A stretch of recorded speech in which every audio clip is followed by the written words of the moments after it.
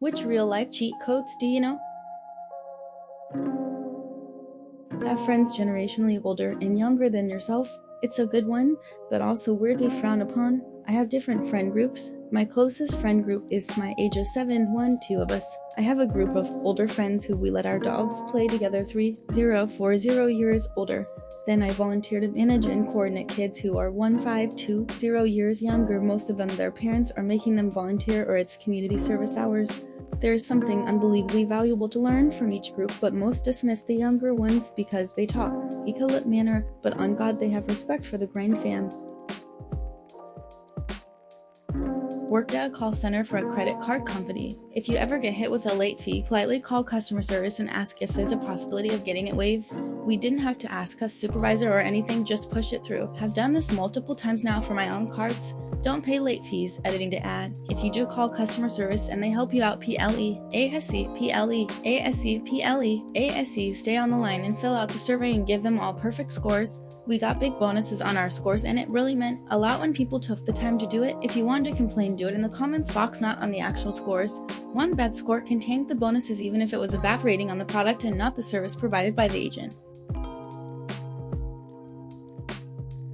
Confidence can get you super far, like if you just act extremely confident and normal and totally fine about whatever it is you're doing, anything nearly, people won't question it. You're supposed to be here, just walk on in or out or whatever. That's the attitude to have. I cannot believe how well this works for some of the nicest people as well as the biggest jerks alive. It works.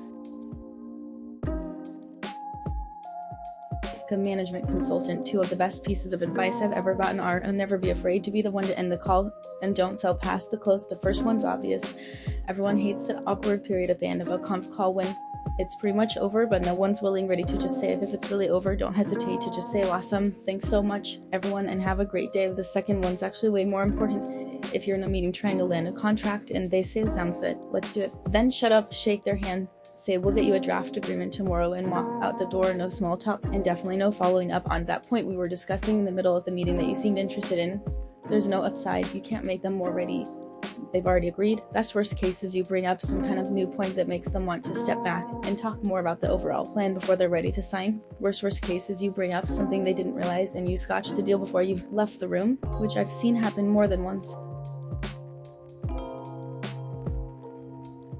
Clean while you're cooking. Related, clean before going on a trip. Last thing you want to do when you get home is housework. Plus you won't dread getting home knowing that it's already done. Okay, funny story. I make a big mess in the kitchen when I cook. I use every dish that I need. My girlfriend at the time, wife now, used to try and get me to clean up as I cooked when I felt like I had a moment I would try it, but I get so singular focused on cooking and timing that it honestly slips my mind a lot.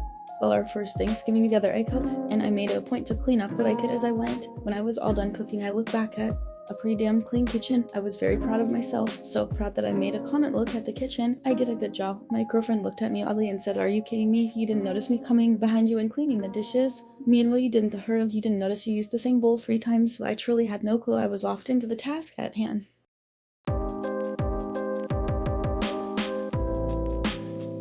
Being polite increases your odds of getting what you want. Yep, former retail worker here. If you're nice to me, I'll do everything in my power to help you out. If you're an ass, I'm sticking to policy 100% without any inch of movement. Same here.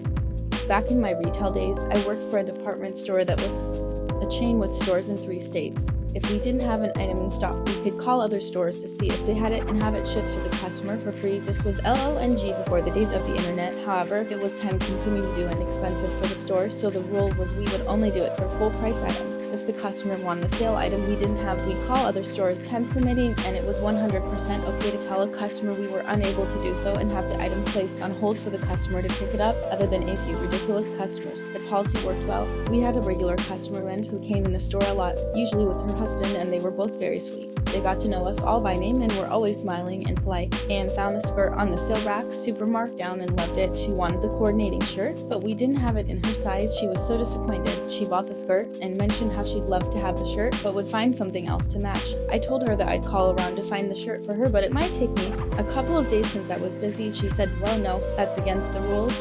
Don't get in trouble," but I told her not to worry and I was happy to help her. Just don't let any other customers know I was making an exception for her. As luck would have it, the second store I called out of our 15 or so locations had the shirt in her size and was able to include it with some other items shipping to our location.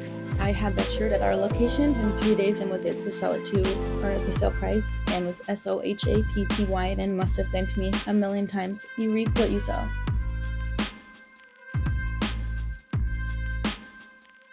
I was once at a festival in line for what was essentially a mobile boat that I was waiting in line for a while. It was a really hot day and the line was full sun. People were grumpy and tense from how hot it was. Right as I get up to the cashier and some dude made a huge fuss and cut me, I was almost worked up enough to call him out on it, but I decided to just calm myself down. I realized that yes, this dude is clearly an asshole and we're all just hot and hungry thirsty. I think the cashier saw me ease up and relax, not drawing out this interaction any longer than it needed to be. I smiled when I got to go next and just said what I wanted, an apple and 2 bananas with a thanks at the end. It was a busy day, so one person would take the order and another worker would get the items. The guy who got the items grabbed the food and tossed in an extra banana. The lady taking orders also grabbed my order too, maybe thinking no one was backing her up. They both put the items down at the same time and laughed and just told me to take it all. I got over double what I asked for and they just let it slide with a smile. Pick your battles and treat people well, that's all it is.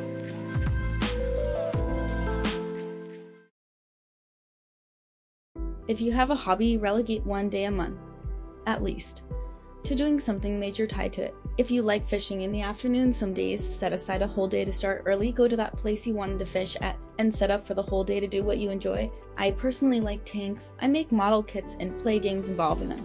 So once a month, I make it a point to find a museum that's hosting tanks and go visit it.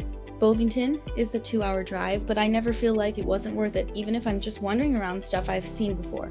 Simply find a big thing tied to your hobby and do it. You'll find that hobby far more engaging. When your alarm goes off in the morning, do not think, only react. If you sit up immediately and start getting out of bed, it becomes a reflex. No more lying in bed for hours trying to wake up. Now I hear my alarm and brain is alert and ready. Being unnecessarily nice and thoughtful out of the blue pays back huge returns. It feels good doing right by people, but it's hugely helpful in your career to have a great reputation. Confidence is rarely enough. If you want to be extremely successful, you have to cultivate relationships. Remember people's birthdays, write them down. Get them small random gifts occasionally and not in exchange for a favor. Show kindness to people lower on the ladder. You may report to them later. Life isn't Game of Thrones. Being a jerk usually, though not always, catches up to you. The opposite is also true, pleasantly enough.